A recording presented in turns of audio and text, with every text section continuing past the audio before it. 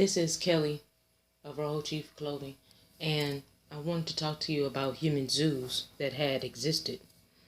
This article is published by Indian Country Today, Human Zoo. For centuries, indigenous peoples were displayed as novelties. An article about the former existence of human zoos in which indigenous peoples were displayed around the globe as novelties and as a brutal lessons of imperialism.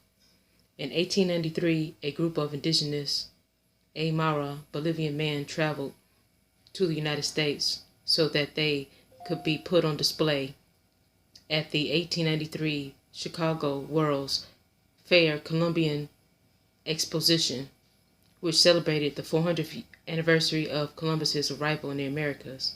While researching their story, Nancy Egan, a doctoral student in Latin American history at the University of California, San Diego, delved into the history of indigenous people brought to the United States and Europe and put on display in what she calls human zoos.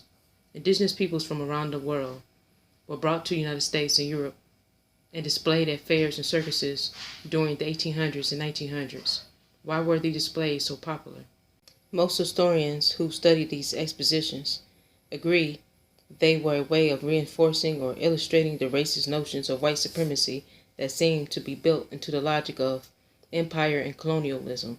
Most nations took great care to try and mold the people they put on display into images that justified their own colonial power.